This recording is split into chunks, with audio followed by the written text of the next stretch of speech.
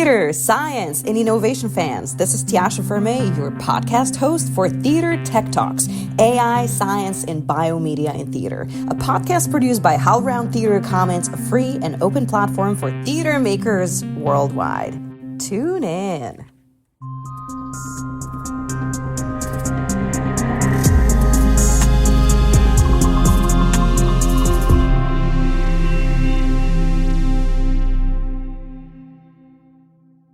Today, we're going to talk with David Cote and Hai-Ting Chinn. We'll be talking about Meltdown, which is a work of fiction inspired by conversations with Asa Rennermalm and her lecture Meltdown in the Arctic, a perspective from the Greenland ice sheet. Okay, so Meltdown, is this an opera or is this not an opera? And is this an important question to ask or not at all? I think the definition of what an opera is has expanded a lot in the last 20 or 30 years. It's a 400-year-old art form, and if you go to festivals like Prototype, which happens every January in New York, you'll see a range of things stuff that sounds like musicals, stuff that's like a concert. I think, Hai-Ting is a classically trained opera singer, and only she can handle the demands of the piece. So does that make it an opera? Hai-Ting, is it an opera? What is an opera is such a good question. This is a piece that a classical singer is performing, singing the entire time, never speaking. So in that sense, it is an opera. It only has one character on stage. So in the opera world, that would be called a monodrama. But no one outside the opera world even knows that term. What is it? And everyone asks me when I say it's a monodrama, they're like, so you only sing one note the whole time? It's a huge word in European theater. There's festivals. There's festivals that are called monodrama. This is just a more full, more technical term for a solo show. Yeah. That's a great clarification for the audience. It's not as familiar to American audiences, I think, although they do use that word at the Met when they put on one-person operas. And then on top of that, it's not something that requires necessarily a theatrical venue. It doesn't need fly space. It doesn't need sets. It doesn't need an orchestra. Although we did it with string trio, it could be performed with just piano. So is it an opera? On top of all that, the premiere last night was produced by Sparks and Wiry Cries, which is an art song organization, and they are dedicated to producing, premiering, commissioning, preserving works that are for piano and voice, whatever that means. So the fact that they co-produced it means that it was also in the form maybe of a song cycle. So a set of songs that has a narrative, but is not necessarily acted out dramatically as a narrative. So yeah, open question. Is it an opera? I think audience decides. Audience decides. I feel like I love how you broke it down, and I'm like, this sounds tour ready. This sounds like the easiest piece to go and tour anywhere. You said you don't need set, you don't need fly space, you don't need an orchestra. You just need one performer and basically one piano. And video. I left that part out. But it is sort of a multimedia presentation. Yeah, and the video component was telling. It was almost like a partner on stage in some ways. Absolutely. It told the parts that sometimes you didn't, and sometimes, of course, it supplemented or gave us the undergirding of something, the undergirding data that you were talking about. Drilling of the ice cores, the data of how quickly something melts. I mean, that to me was like the most shocking part maybe of the whole piece. It's super simple. You come on, you take a glass of water, you take an ice cube, and you drop an ice cube into a glass of water. And then you say that in the time, which is 5 minutes, that this ice cube will melt in that same time. 5 million tons of ice on Greenland will melt. Just on Greenland. Yeah. Thank you to David for those calculations. We went around and around with that, trying to figure out a metaphor that would help quantify the billions of tons of ice that melt every year just in Greenland. I had to use my high school mathematics to work that out. And, of course, you're thinking like, oh, wow, well, that's from one of the worst years on record, but it's probably going to become obsolete now or in a few years in terms of being too little millions of tons of ice that are lost. But, what you said about the video was very interesting because Camilla Tassi, who designed the projections, was able to create such wonderful illusions and resonances in the video, which are so appropriate for a piece that really is about loss. From that beginning, I don't want to call it a stunt because in the world of the glaciologist, it's a thing that she does. We decided at lectures.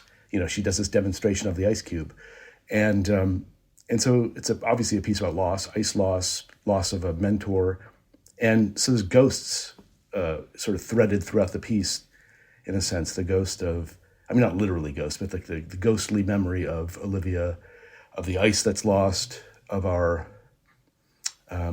lives, or the sort of anticipatory grief for our planet and for ourselves. So I think, the video was just amazing, the way that it created all that poetic imagery. Just the idea of something so powerful, the metaphor of the little cube of ice, I'm sure it's something that you, and working with scientists and science communicators and people working in science in theater, like we're always seeking that really concrete metaphor for something huge. So thank you for mentioning that. You guys nailed it. That was like, it was like a through line. It did not leave me. It was haunting me. Like you say, yeah, it was ghostly.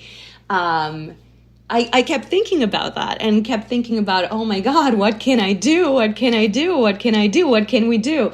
And then also I was like, how much of a landmass is this? Is it like Manhattan? Is it like as big as, I don't know, West Virginia? David, can you come to aid? Do you have like a visual representation of like how much landmass this would be? 5 million tons of ice.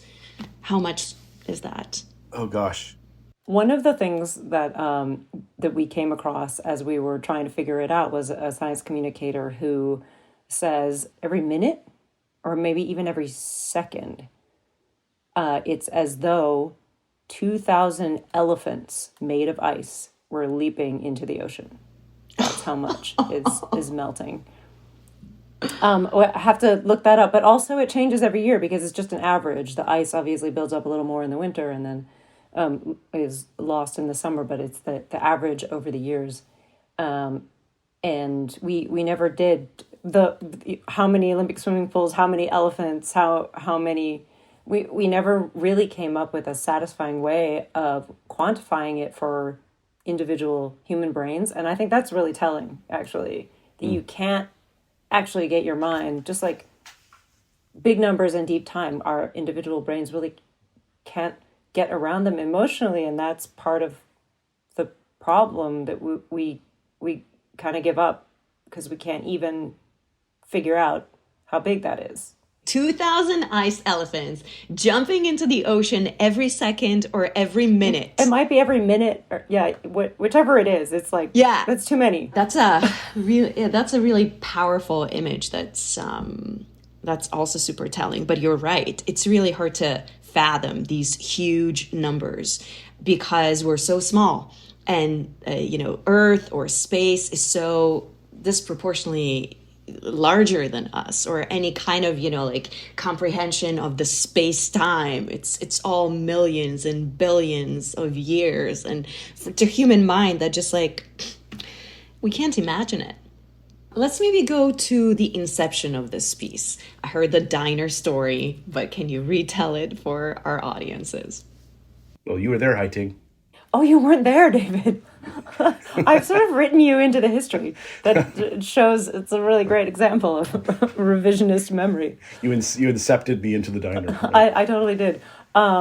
Well, Stefan is the great connector, Stefan Weissman, the composer of the music. He is a composer who went to school with Osa at Princeton, I believe, so has known her for years. Stefan and I went to a previous grad school program together, and we were hanging out in the Catskills, and he was kind of telling me about this glaciologist that he knows. And I think he was partially telling me because I have always had a amateur's interest in science. And I had made a show with Stefan participated in that was kind of vignettes of science lessons and lectures that I performed live on stage with demonstrations. And he wrote a couple of the songs for that. So we were talking about that, and he said, I have this friend who's really interesting, who's a glaciologist. And either right then or a couple days later, she walked into the diner where we were having lunch, and she said, oh, Stefan, I was looking for you. I didn't have your phone number, but I knew that if I came to the Phoenicia diner, I might find you. And there we were. So I got to meet Osa, and she almost immediately started talking about her work in this way that just sparked my imagination. She's so poetic in the way that she talks about the expeditions and the work that she's doing. Amazing. And what happened next? What is basically the story, her story, that you wove into this opera, into this one act? I think it was during the pandemic. Stefan and Hai-Ting were like, hey, let's start another project. And we have this idea of basing it on the experiences of this glaciologist we know. And I was all for it, because when you talk about ice, an ice sheet, melting ice, you talk about climate change, it's suddenly you're in the realm of metaphors and symbols. I'm not as much of a science head, but I love big concepts, and I love language, obviously. So it was just a wonderful opportunity. I would say that the next step were simply for all of us to just get on a Zoom with Osa and just ask her about her job. Ask about everything. Ask about what it's like, the weather, the feel of it, the tents, the ropes with flags connecting them. And she would just tell us stories and tell us about what the work was like. And I think a lot of snapshots sort of emerged out of that. And when she talked about a pee bottle, I'm like, oh, that's kind of cool. let's write about a pee bottle. It was a magnificent piece. I love Pee Bottle Song. Yes. Well, there's a story she told about about the tents and the ropes, and like one night during a storm, having to, needing to use the bathroom tent, and she followed the rope out. It might not even been night, but it was zero visibility because of the snow, and she came to the end of the rope, and where the bathroom tent was supposed to be, there was nothing. And she's like, if I continue going forward trying to find it, I could be dead. So she turned around and went back. And I think the bathroom tent had been blown over in the storm. So that's just gripping stuff. It's like survival stuff. That's sort of gets my attention. So first of all, this is a dumb question, but do you know what kind of a toilet they had in the bathroom tent? Oh my goodness. Really? I don't think that we actually do. We got so intrigued by the pee bottle that we stopped thinking about what exactly the bathroom tent was like. We're getting quizzed. Like you said, this element of survival. To somebody that's never been to an Arctic expedition, you don't know these things. So when you guys were talking about the rope, one rope was to the kitchen and the other rope was to the bathroom. How cool, how inventive. So it's like, do you have a red one to the kitchen and the blue one to the bathroom? Do you know? No, all the ropes are the same color, and the flags are the same color, as far as I can tell just from looking at the footage. But I want to piggyback on that survivalist question, and also it ties into the previous question about the genesis of the narrative that we go through in the story. During the pandemic, we started making this while we were bored in our homes during the pandemic. And as things progressed in the world in the pandemic, I started feeling like we should make it about certain struggles rather than just cool poetic vignettes about Arctic expeditions. And I came back to the guys and was like, all right, can we make it about how the patriarchy is messing up science? I didn't put it in those words, but that was basically what was in my mind. One of the things that has happened a lot over the history of Arctic expeditions is that groups of men have gone out doing things that are both scientific and then heroic, I'm putting air quotes, kind of like going out and doing extreme things in order to plant flags at the poles or claim bits of Arctic or find capitalist trade routes through lands that are already occupied by other people. And a lot of those missions have gone horribly, horribly wrong, as we all know from history. And one of the things that Osa talked about to us was how being a woman in the field in this day and age, it's extremely important to her that everyone feel safe and be safe in the Arctic.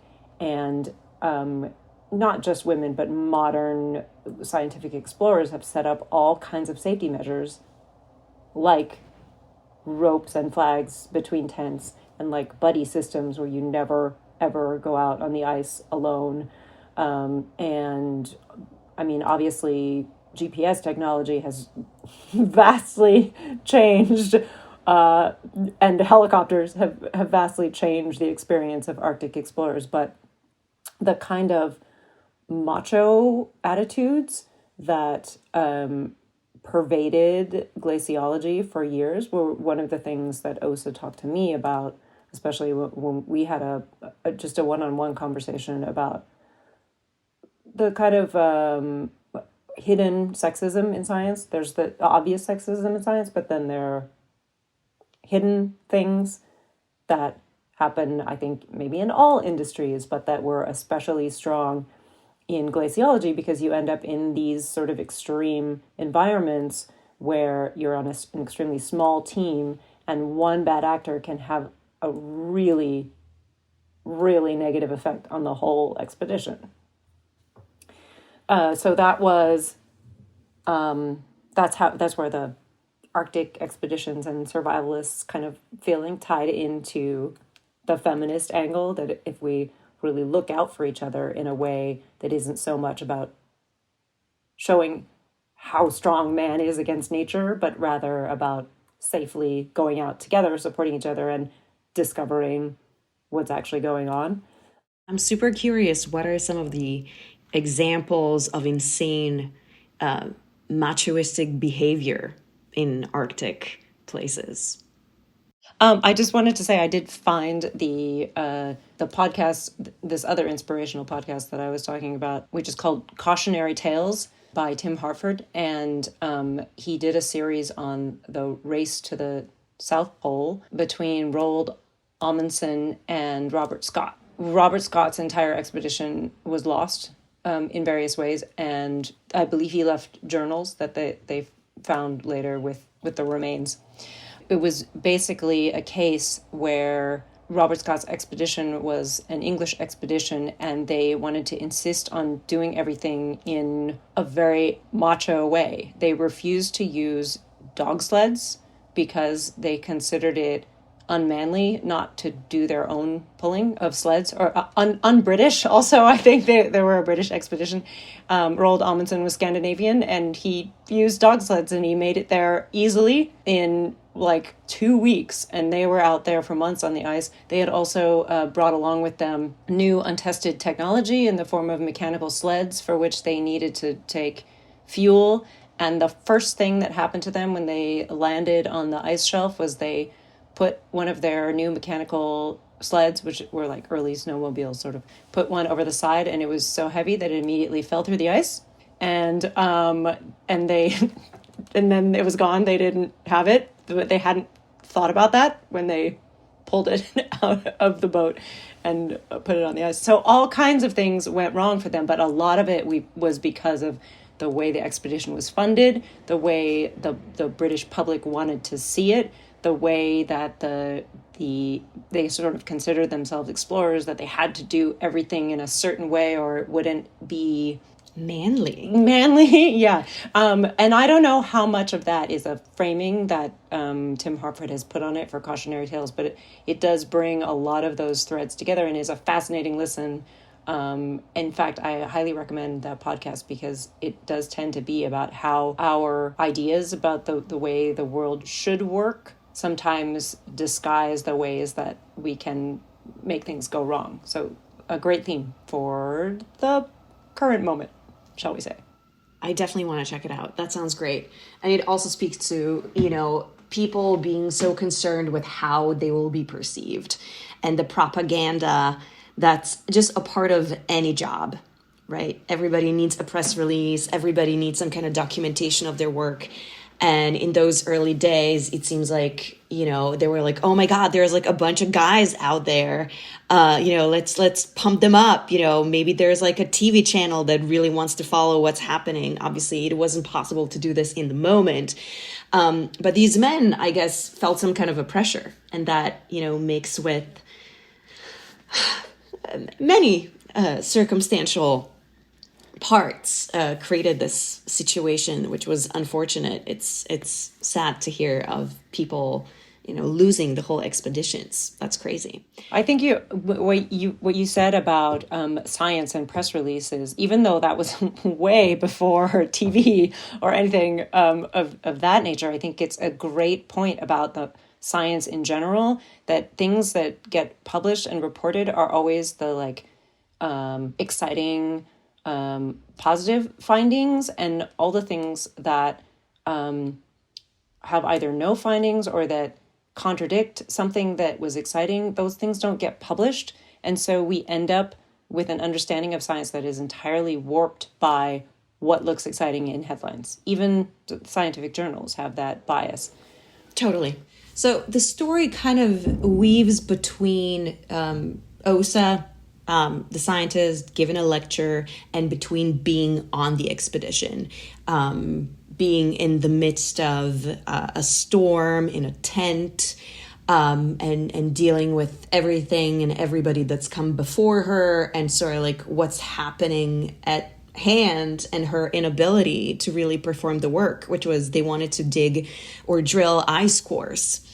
And then, like you said, there's also a through line of loss of ice, loss of that we're all dealing with in terms of climate change, grief. And then it also starts coming up that there's these missing women, or one specifically that you guys talk about is Olivia. Is this a real person? Is this a character based on somebody? What's the story behind it? The character we wrote was a woman and was the glaciologist's mentor. And she was based, in some ways, at least our idea of her. We don't give a lot of detail, but she was based on a couple of prominent women glaciologists of an older generation, Ellen Mosley Thompson and Regina Hawk, who both have, OSA has worked with both of them over the years, and they're alive and well and incredibly well respected as women in glaciology who started in a time when there were not a lot of women in glaciology. Let's go back to Olivia, because in my imagination, what happens is that something happened, that she was molested by this Martin guy. And then I was like, oh my God, this is an unresolved murder mystery. This Martin guy took her out on the ice and the woman is lost. What does that mean? I love that, because that was a version that we sort of wrote and maybe wrote out along the way. But I love that it still came across that way. I hope it didn't actually seem like that's what happened, but I think metaphorically, in a way, that's what happened. I don't know. Like you said, there was like a little footprint, a little fossil of an old idea and it was just enough to, spark my imagination. Because, there was like Olivia was very present, not only in your text, but because of video design. She was very present visually. So it felt like it was almost like it was a question posed to me, the audience, to care about her and therefore what happened to her. And because, there was this tie with violence over women. I thought that this was connected. Yeah, I think as we were developing the piece, when we realized how all the threads that we were weaving were coming together, it was kind of exciting. I mean, it is also like, there's also, of course, as a writer, you're just like, oh, is this going to come across? Is this going to work? Because I think, there was an early version where there was like, maybe they were on the same expedition where she disappeared. But that just seemed, I think, to us, we don't want to turn this into a murder mystery.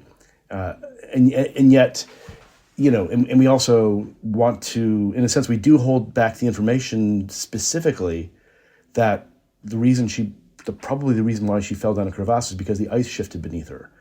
And the thing is, everything in the piece is connected. I mean, that's a kind of obvious thing to say, that everything is connected, but male exploitation of resources, of people, of nature is how we got into this problem in the first place. And so, I use that use that term hyperobject. So the hyperobject of climate change that we talked about earlier, it's so huge and people are so small. How do we wrap our heads around it? But sexism and patriarchy are also hyperobjects in a way. They're like how do you grapple with them? How do you change them? And so that, I think on a very conceptual level, the Pierce's accusations against Pierce for his history of harassment and Olivia's disappearance and death are related, but it's like a metaphorical murder mystery.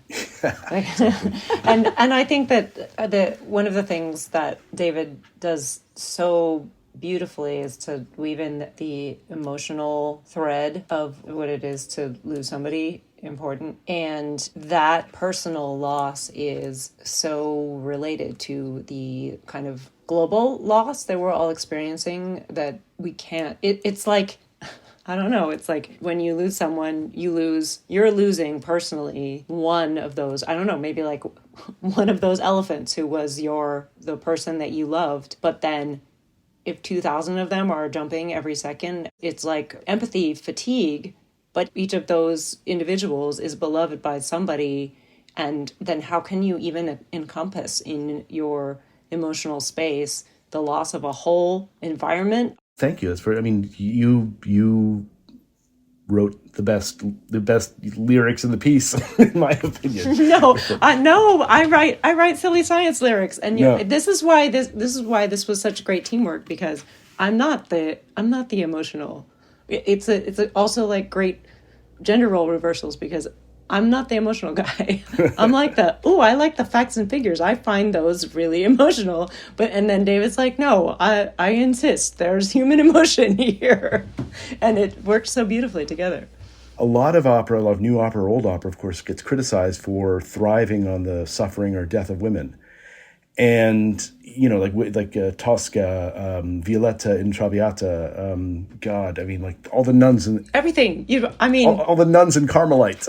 Any opera you can name, unless it's Billy Budd, which has no women in it. Right. In that case, they've just used the stand-in of the beautiful gay man as the suffering woman. So all of them, every opera you can name. And as a counterweight, you then brought in some solos that were on a ukulele only, and one of them was Pea Bottle. Can we talk about writing those moments, deciding for those moments, composing those moments?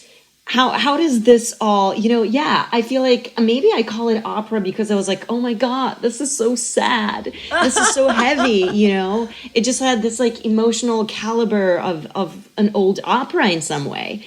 And then there were these beacons of light, these playful moments with ukulele that were silly and goofy and funny and incredibly modern and incredibly relatable.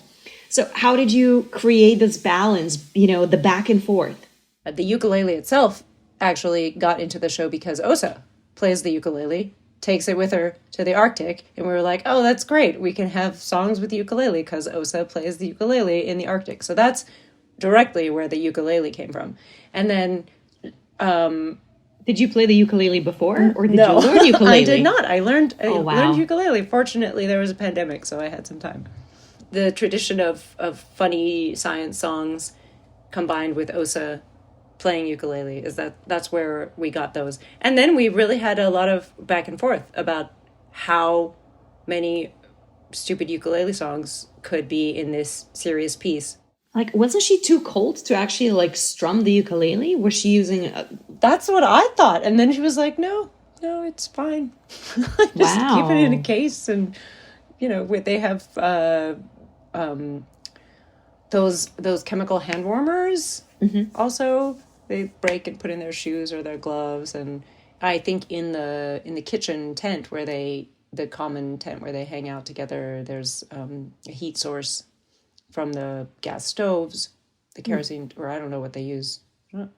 That's detail I don't know.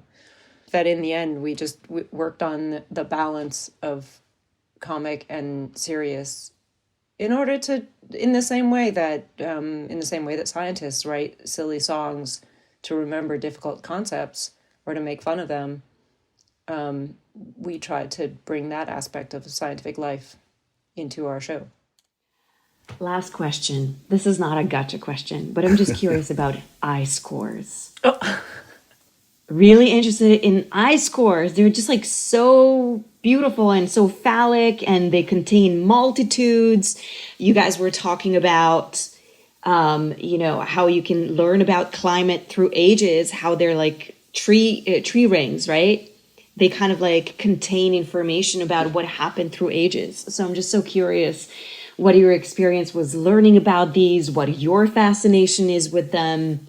Well, I mean, that's what the expeditions are all about, kind of. They're getting these ice cores and safely transporting them back to be stored. I mean, they're metaphor machines. They're like, yes, we say they're like tree rings, and they have the line: the further down you drill, the farther down you drill, the further back you go.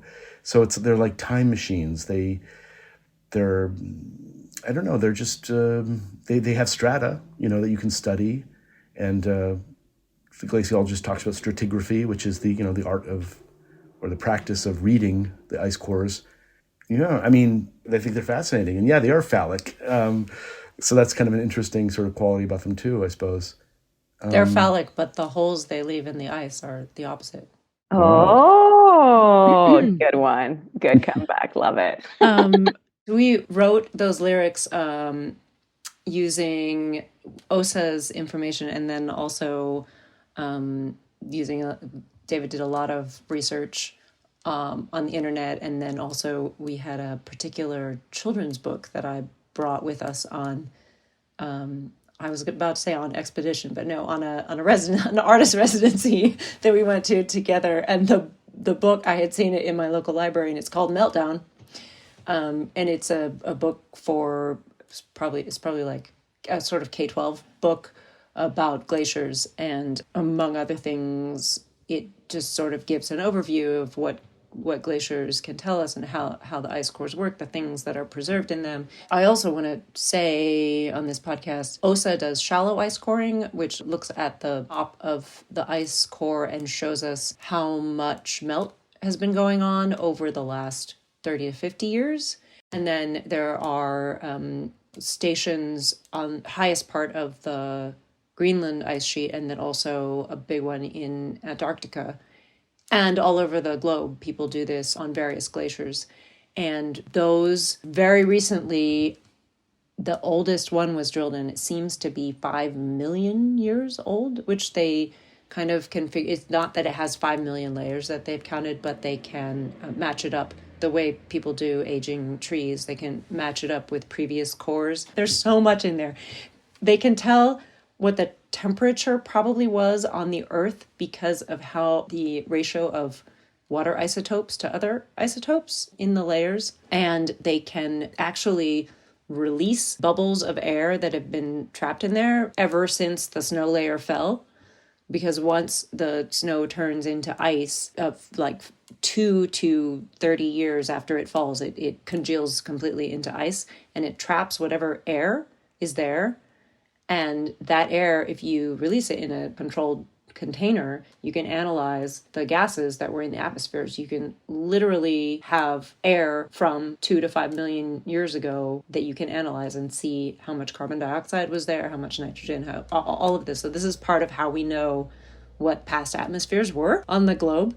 So directly from, we're actually getting the air of the ice sheet and analyzing it in a container. Super fascinating. So you can like literally smell a dinosaur's breath. Pretty much, yeah. I mean, it's a tiny amount of air that we're taking up, but yeah. And also, as we say in the show, you can see evidence of natural phenomena. Like there are layers of volcanic ash preserved in there sometimes when there are, depending on where the glacier is, whether the ash gets there. And on the huge global events where the ash gets everywhere, you can see that layer in every ice core from around the world. You can see evidence of, once there's nuclear testing, you can see nuclear isotopes in the layers.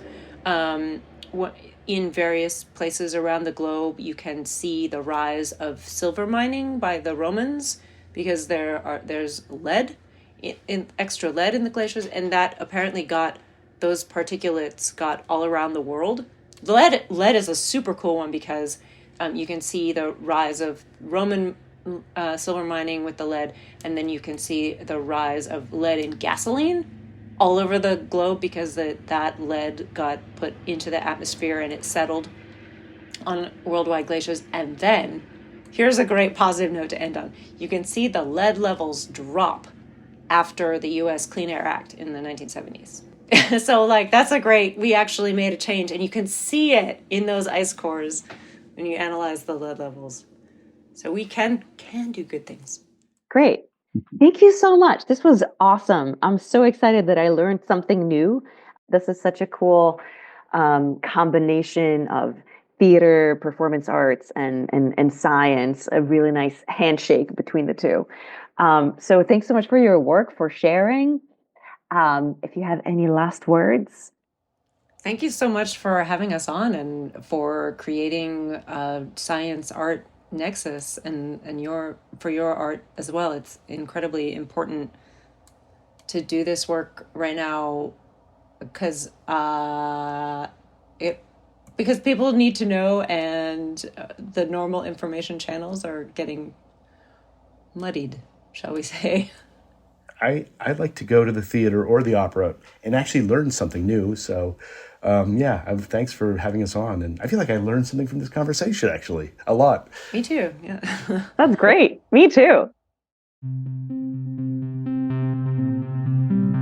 This podcast is produced as a contribution to HowlRound Theater Commons. You can find more episodes of this show and other HowlRound shows wherever you find podcasts. If you love this podcast, I sure hope you did, post a rating and write a review on those platforms. This helps other people find us. If you're looking for more progressive and disruptive content, visit howlround.com. Thanks for listening and have an amazing day.